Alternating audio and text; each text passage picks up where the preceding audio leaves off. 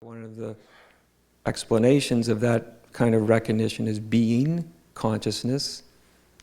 Consciousness also not only implying that you are consciousness, but also that you recognize it. There's that moment of recognition, and that moment of recognition is bliss, happiness, well-being.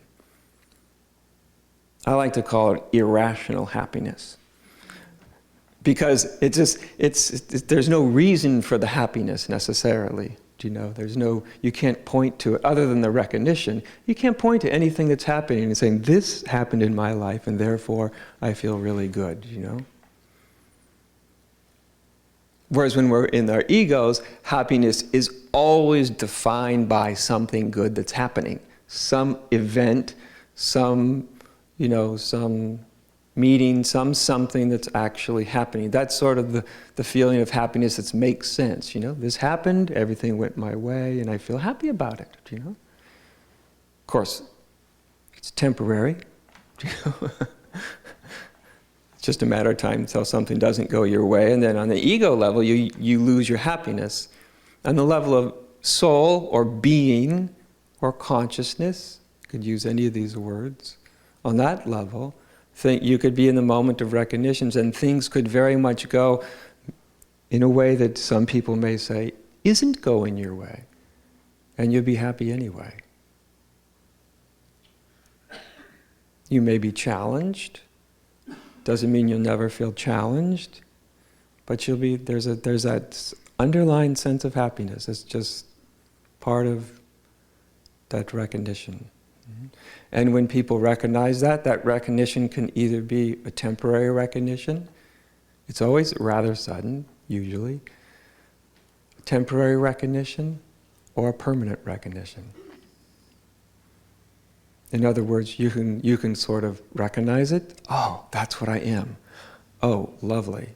And the great relief of that, the great happiness of that, and then at another moment, it might seem to just kind of wither away, and disappear, which will leave you really, really wanting it,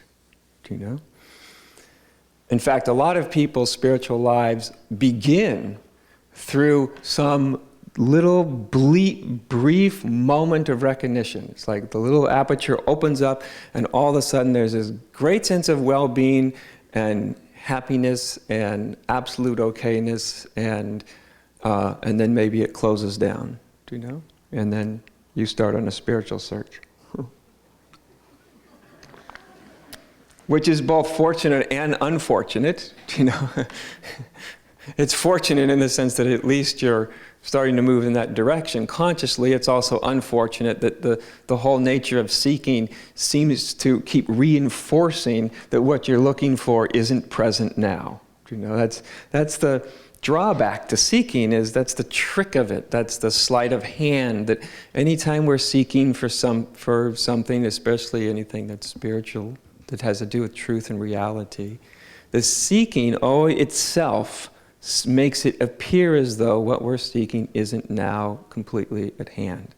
And of course, it is, because reality can't not be close at hand. Do you know what I mean?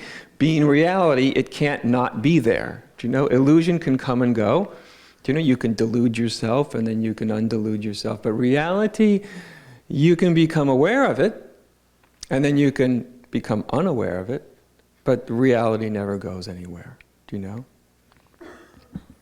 So like one old Zen guy that said, yes, it's true that every single one and every single thing and every particle of existence is inherently already enlightened, and yet a fat lot of good it does you if you don't know it.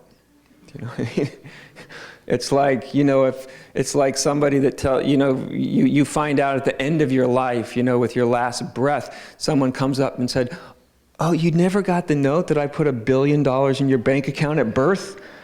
Your mom was supposed to tell you.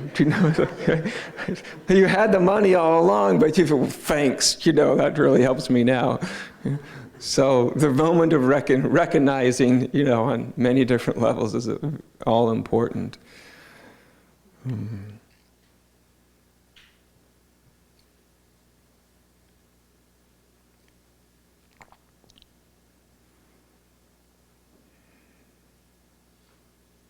And also on that level of soul, that level of consciousness, that recognition, when we recognize it in ourselves, we can recognize it in anybody and everybody.